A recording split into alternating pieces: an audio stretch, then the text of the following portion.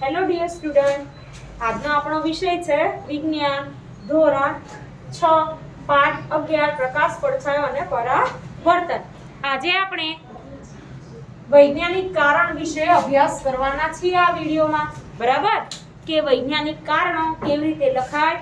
2 માર્કનો પ્રશ્ન હોય વૈજ્ઞાનિક કારણ, એમાં મુદ્દા લખવાના છે। તમારે લાઈન વાઇઝ મુદ્દા લખવાના, પોઈન્ટ પાડી પછી તમે મુદ્દા લખશો એટલે તમારું લખાણ કેવું દેખાશે, એકદમ સુંદર। બરાબર, તો આ વિડિયોમાં આપણે વૈજ્ઞાનિક કારણ, તફાવત કેવી રીતે લખાય એનો અભ્યાસ કરીશું। કારણ કે ઘણા બાળકો છે હજુ વૈજ્ઞાનિક કારણ અને તફાવતમાં પછી ટૂંકા પ્રશ્નમાં એમાં ભૂલ કરતા હોય છે। સ્વાધ્યાયના પ્રશ્ન પણ પાઠ્યપુસ્તકમાં જોઈને તમે લખી શકો, પાઠ ભણ્યા હોય એટલે મોઢે પણ લખી શકો। તો સ્વાધ્યાયના પ્રશ્ન પણ તમારે લખવાના છે। ચાલો શરૂઆત કરીએ। પહેલું વૈજ્ઞાનિક કારણ।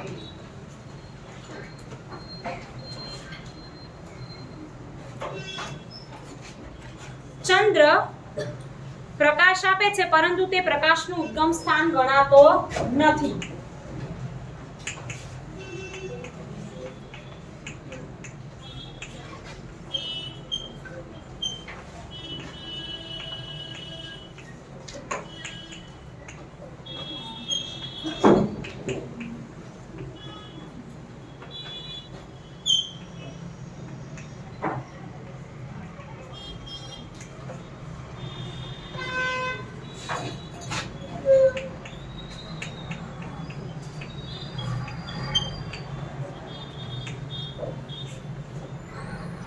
હવે પહેલો પોઈન્ટ આમાં કે જે પદાર્થ પોતે, પહેલા તો આપણે શું કહીએ, ઉદ્ગમ સ્થાન કોને કહેવાય? તો જે પદાર્થ પોતે પ્રકાશ આપે તેને શું કહેવાય? તેનું ઉદ્ગમ સ્થાન। પ્રકાશ આપણને જેમાંથી મળે એ એનું ઉદ્ગમ સ્થાન કહેવાય। હવે અહીંયા એવું કીધું છે કે ચંદ્ર પ્રકાશ આપે છે, તો વિદ્યાર્થી મિત્રો ચંદ્રને પોતાનો પ્રકાશ હોતો નથી। સૂર્યના પ્રકાશના કિરણો ને તે પાછો ફેંકે છે અને તેનાથી તે પ્રકાશિત દેખાય છે। ચંદ્ર પોતે કિરણો પ્રકાશિત કરવા માટે પોતાના કિરણો હોતા નથી, સૂર્યના કિરણોથી પ્રકાશિત થાય છે, એટલા માટે તે પ્રકાશનું ઉદ્ગમ સ્થાન ગણાતો નથી। પહેલા તમારે જે પ્રશ્ન આપેલું હોય લાઈન એને સમજવાની અને પછી એના મુદ્દા લખવાના છે। તો પહેલો મુદ્દો લખીએ ચાલો, કે જે પદાર્થ પોતે પ્રકાશનું ઉત્સર્જન કરતો હોય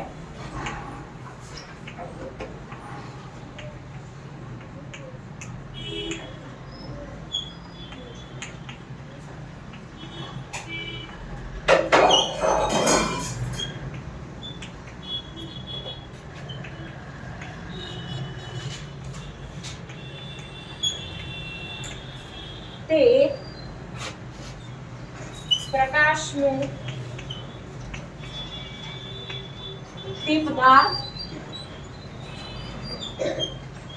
પ્રકાશનું ઉદ્ગમ સ્થાન કહેવાય।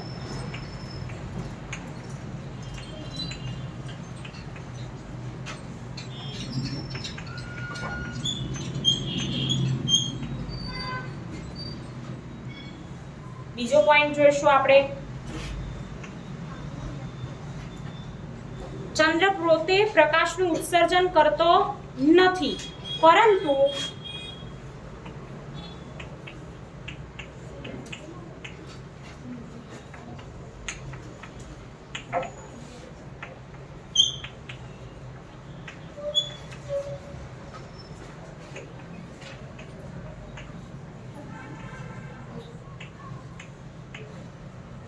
પરંતુ તેના પર પડતા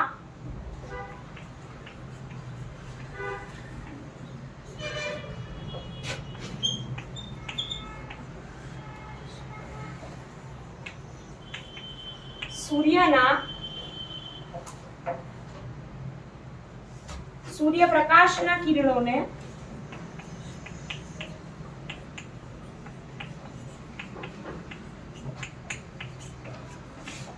પાછા ફેંકે છે।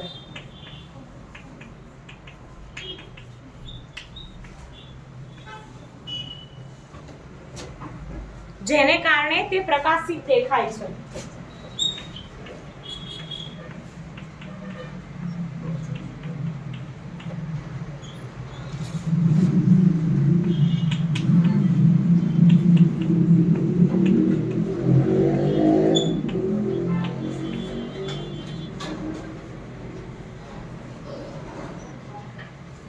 તેથી ચંદ્ર પ્રકાશનું ઉદ્ગમ સ્થાન ગણાતો નથી.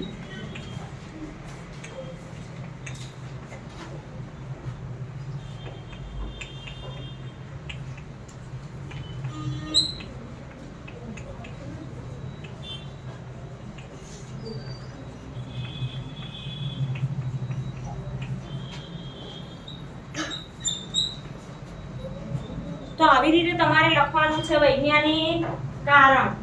બરાબર, પોઈન્ટ વાઇઝ.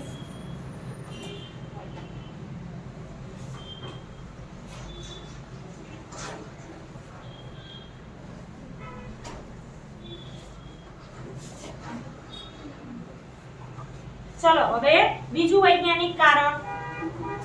સમજણ પડી કેવી રીતે લખાય? ઓકે.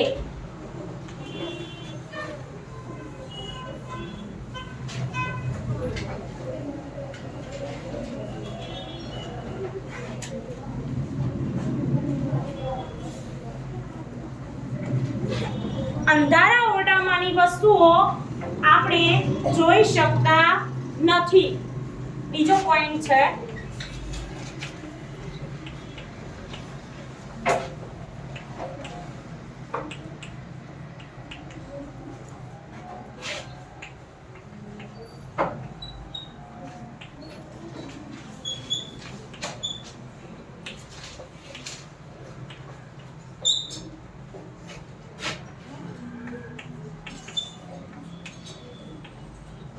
આપણે જોઈ શકતા નથી.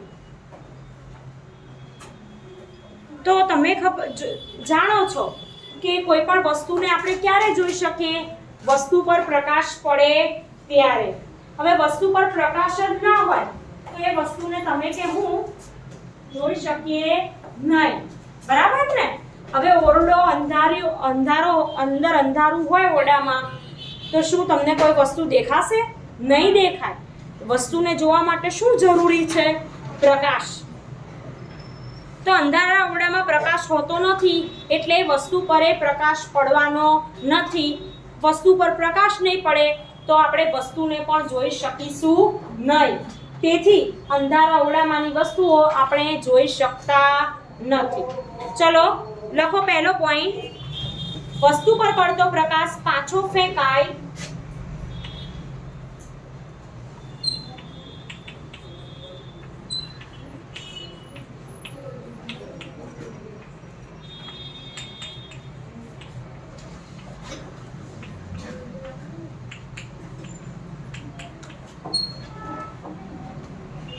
આપણી આંખમાં પ્રવેશે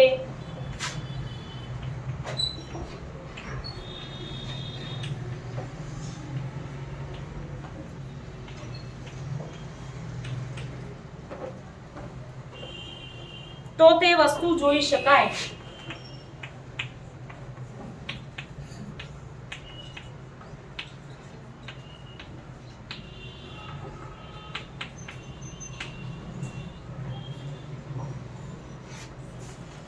બીજો પોઈન્ટ. અંધારા ઓરડામાં પ્રકાશ હોતો નથી.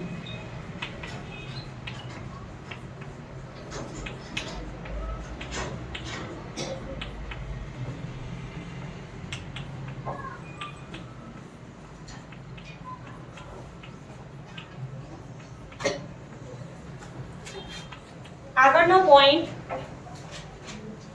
તેથી વસ્તુ પર પ્રકાશ પડતો નથી.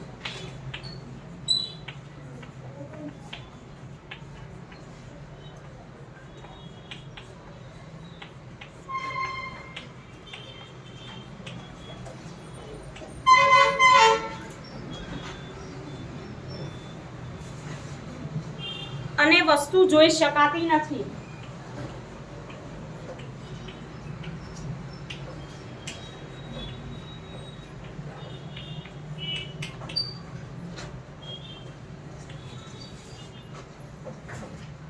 આ છે આપણું બીજું વૈજ્ઞાનિક કારણ.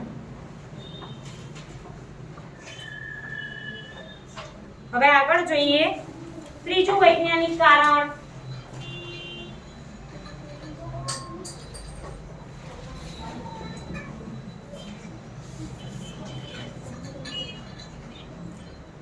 ચશ્મા પહેરનાર વ્યક્તિને ઘણીવાર ચશ્માના કાચ લૂછતી હોય છે.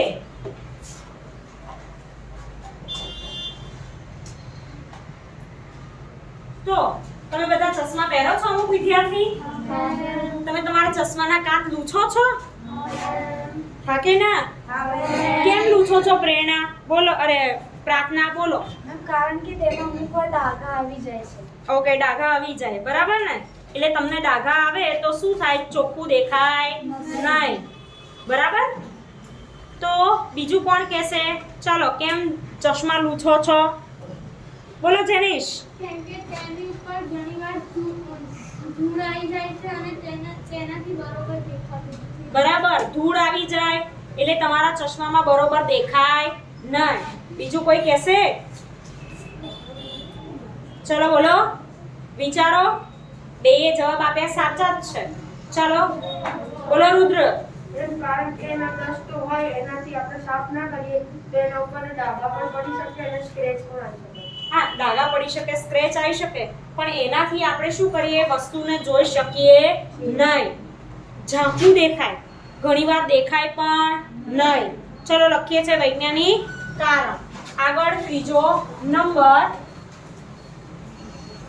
તો આવું ગમે તે વૈજ્ઞાનિક કારણ પૂછાય કોઈ પણ પાઠમાંથી તો તમને આવડવું જોઈએ. ચશ્મા પહેરનાર વ્યક્તિ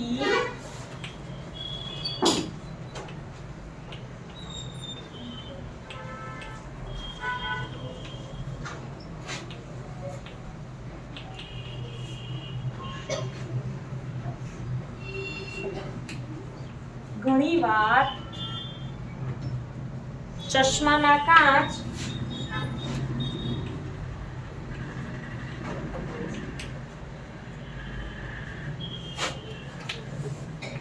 લૂછતી હોય છે. ઓકે, હવે આપણે મુદ્દા લખીશું કે ચશ્માના કાચ પર ધૂળના રજકણો ચોંટવાથી કાચ અર્ધ પારદર્શક બને છે, જેથી સ્પષ્ટ દેખાતું નથી. પહેલો પોઈન્ટ.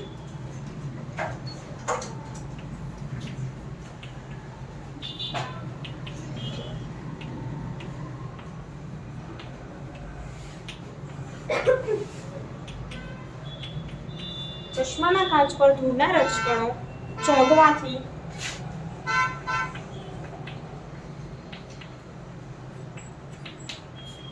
કાચ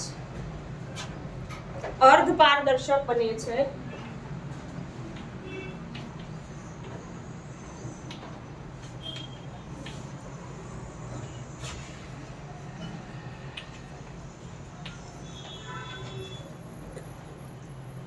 જેથી સ્પષ્ટ જોઈ શકાતું નથી.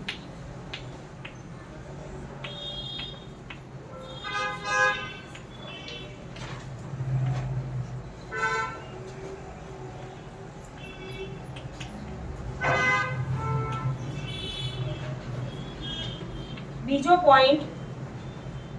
ચશ્માના કાચ લૂછવાથી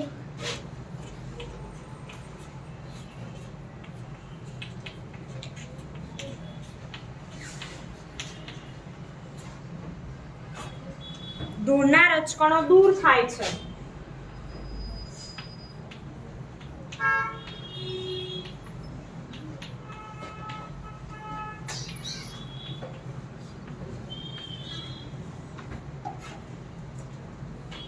અને કાચ પારદર્શક બનવાથી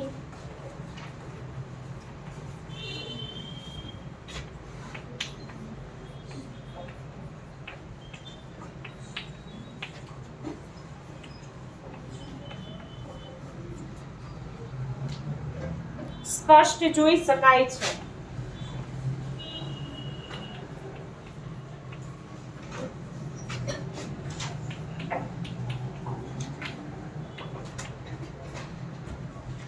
આ કારણે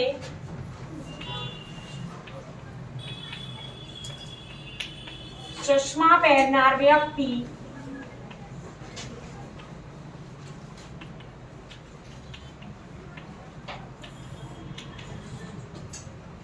ઘણીવાર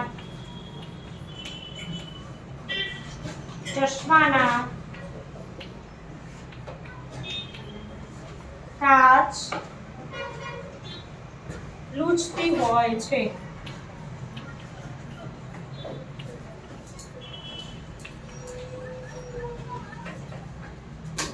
લખ્યું? અક્ષર તમારે સારા સુંદર લખવાના, પોઈન્ટ વાઇઝ જ વૈજ્ઞાનિક કારણ લખવાનું છે. હવે આ હતા 3 આપણા વૈજ્ઞાનિક કારણ.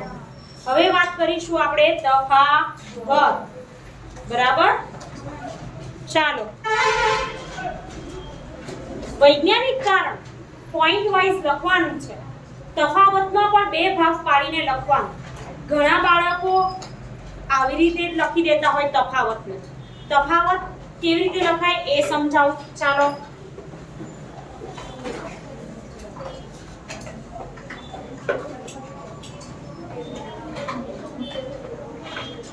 હવે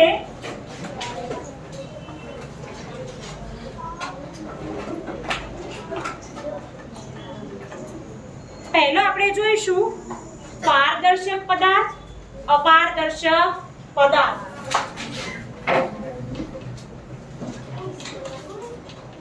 તફાવત આપો.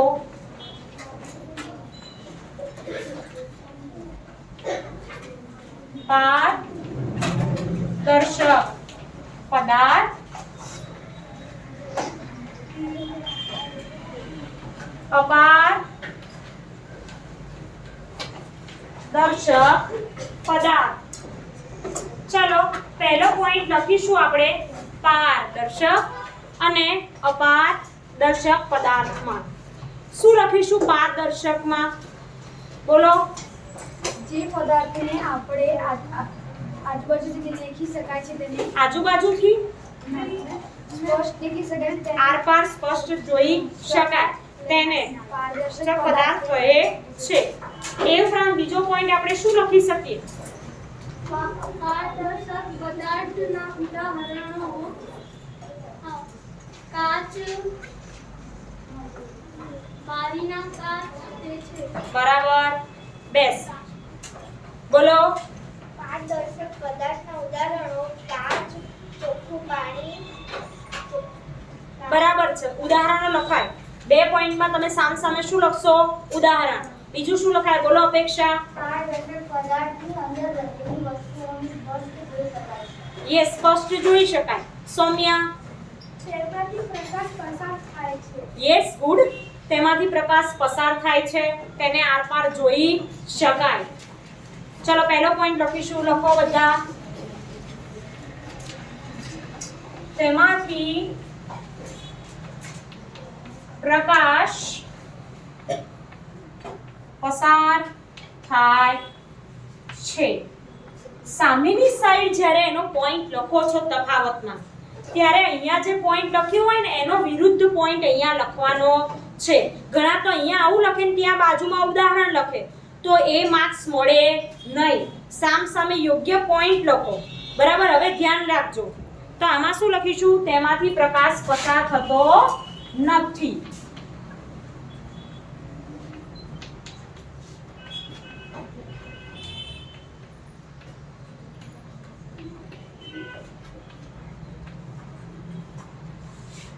હવે બીજો પોઈન્ટ આપણે લખીશું ઉદાહરણ. પારદર્શક પદાર્થના ઉદાહરણો કયા કયા છે? તો કાચ, પાણી, હવા.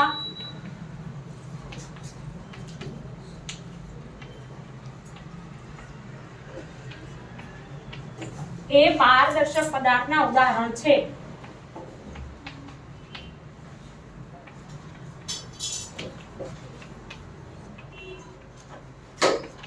એ જ રીતે સામેની સાઈડ ઉદાહરણ લખીશું. તો દીવાલ, લાકડું, પૂંઠું.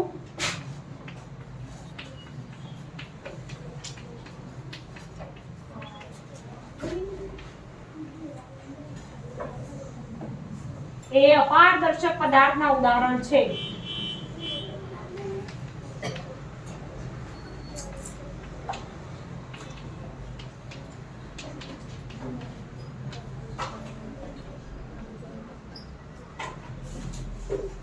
સમજ્યા?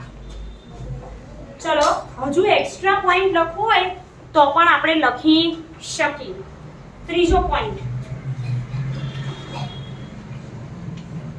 કે પારદર્શક પદાર્થનો પડછાયો પડતો નથી, જ્યારે અપારદર્શક પદાર્થનો પડછાયો પડે છે.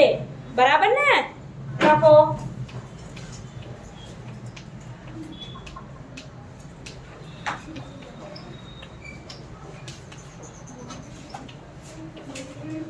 તેનો પડછાયો પડતો નથી.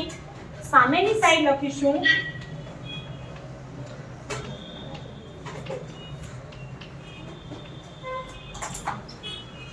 પડછાયો પડે છે. તો આમ તમે આવી રીતે સામ સામે યોગ્ય પોઈન્ટ લખી અને તફાવત લખી શકો. આવી જ રીતે બીજા એક તફાવતની વાત કરીએ, પડછાયો અને પ્રતિબિંબ. તો પ્રકાશના માર્ગમાં અપારદર્શક પદાર્થ આવે ત્યારે પડછાયો રચાય છે. અને પ્રતિબિંબ તો અરીસામાં થતા પ્રકાશના પરાવર્તનના કારણે વસ્તુનું પ્રતિબિંબ રચાય છે. અરીસામાં આપણે પરાવર્તન થાય ત્યારે શું મળે છે? વસ્તુનું પ્રતિબિંબ. બીજો પોઈન્ટ પડછાયામાં શું લખીશું કે રંગીન વસ્તુ હોય તો પડછાયો કાળો જ મળે, જ્યારે પ્રતિબિંબ જેવી વસ્તુ હોય જે રંગની એવું જ એનું પ્રતિબિંબ જોવા મળે છે. બોલો, આવડશે કે નહીં આવડે? તો આવી રીતે તમારે તફાવત અને વૈજ્ઞાનિક કારણ લખવાના છે, પોઈન્ટ સમજવાના અને પછી લખાણ લખવાનું. તો આ વિડીયોમાં આપણે આટલે સુધી માહિતી રાખીશું. ઘરે વાંચતા રહેજો, તૈયારી કરતા રહેજો. Thank you.